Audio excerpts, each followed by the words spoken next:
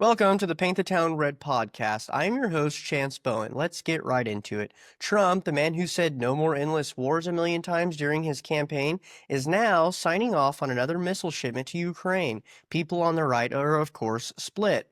Just what we need, another issue for the party, right?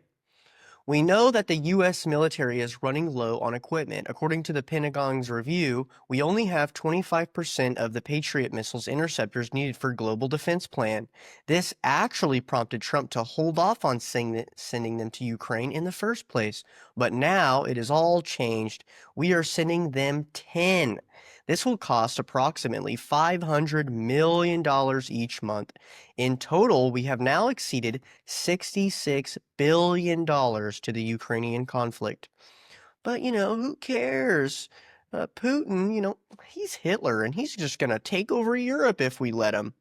Well, they're destroying Ukrainians easily, and we were always told that Ukraine was embarrassing Russia. Remember in our news cycle? It's all we got told ad nauseum. And every time you see a video on YouTube or on the news, it's always Ukrainian embarrassing Russia. Never the altar. But if you look at the deaths, it's not looking so good. Russia spends only 15% of their military budget compared to ours. Or sorry, they only have 15% of our military budget is their military budget. Yet they are producing missiles and drones way faster than we are. Maybe all the people yelling to the rooftop that our military complex is rampant with corruption was right after all. We can't even defend Ukraine, and yet our media is lying to us. They are telling us that we're doing a great job and Russia's doing a terrible job. And we keep sending them money. Every nation we send money besides our own. It is sickening. And guess who's dying in the war by the thousands? European people. I'll tell you who's not dying. I'll give you a hint. The people not dying are the same group of people who are largely orchestrating this war and massively profiting. The same people behind the Epstein blackmailing ring and are the same people who Zelensky really belongs to. A giant sacrificial ritual funded by who? You. Moving on. Tucker Carlson fled to Iran and sat down with their president. The Iranian leader basically told Tucker Iran was not developing a nuclear bomb, but rather just capabilities, and Israel is behind all the misinformation and is calling for regime change, which we know Israel is doing that, and we know that maybe what he says is not all true. Because I know you're going to hear this. Some people are going to see this and go, well, you just listen to the Iranian president? Well, you just listen to everything he says, but you don't listen to anybody else? No, but we should pay attention to what he says, right? A little bit. Should listen to what he says. He's saying the same thing that a lot of us are suggesting, that Israel is pushing this war. I think we all know that now. What I see in all this, though, is that if you're a nation that is building a nuclear weapon, you're better off acting like Kim Jong-un at this point because, out of all the people that have tried to develop a nuke, they're all dead. Kim Jong-un's the only one living. So it's kind of incentivizing countries that are in that same exact situation to, I guess, act crazy. I don't know. Just the way I see it. Everyone is fast to call our bombing of Iran a victory, but it is not, and this conflict will continue, no doubt about it.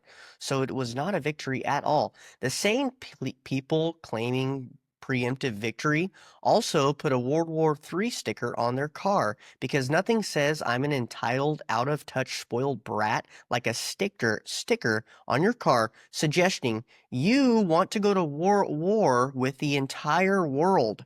Oh, yeah. Let's send our last remaining Americans to go die for BlackRock so my country can get completely ran over and Israel can become the next superpower of the world. That would be awesome. We know the people that get drafted that actually go fight. We know those people, right? It's not good. We don't want those people to die. We want those people to stay, and we want those people to get involved. People like this really bug me because most of them that have that sticker have never been in a fight, much less a war, and it's sickening. Please stop. It doesn't make you patriotic, it makes you actually stupid. Moving on, I hope you're listening. For all the people asking, why are we so concerned with Jeffrey Epstein? Are you still talking about Jeffrey Epstein? This guy's been talked about for years. Epstein wasn't just a pervert with a private island. He was a government asset allegedly working for the Israeli intelligence agencies. His job? Trap the world's most powerful men with underage women. Now here's the kicker. He didn't kill himself, and neither did the investigation.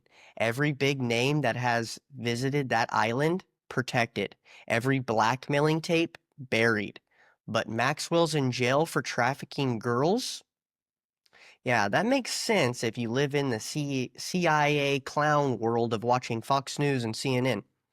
Now, if you want to know what is the evidence of how he's connected to Mossad, if you even care, here's a diagram that makes it very easy for you to see. And even more convincing, you can look up who gave Epstein a giant mansion and promoted him to such a status. A billionaire with heavy ties to the Israeli government, a man by the name of Les Wexner.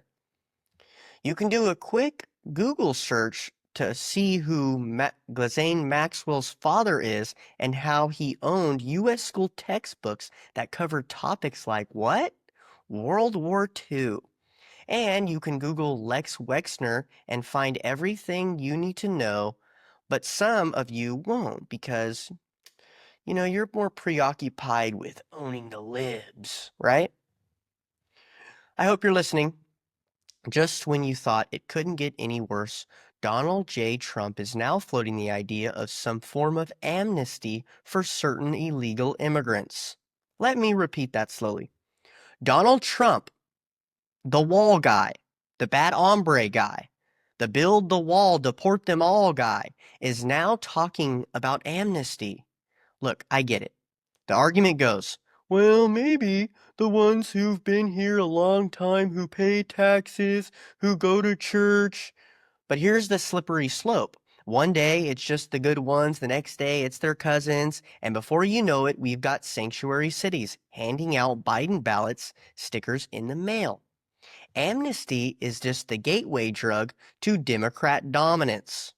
Let's not forget we've already tried this in the 80s with Reagan. And what did we get? More illegals than ever. And California is completely lost. Trump might be negotiating or he might be trying to soften, get voters from the suburban swing voters or whatever. But if this turns into DACA 2.0, you can kiss Texas goodbye. I'm not an anti-immigrant. I'm pro-law, and I'm pro not letting your country turn into a failed state ran over so that people here, black, brown, and white, don't get completely mowed over and replaced for the globalists to benefit financially. This is the Paint the Town Red podcast, where I just say what you're thinking. Before big tech bans us all, don't forget to share and subscribe. I really appreciate it. We must speak up against Satan, even when it's about the guy wearing the red tie. I'm your host, Chance Bowen. Stay black.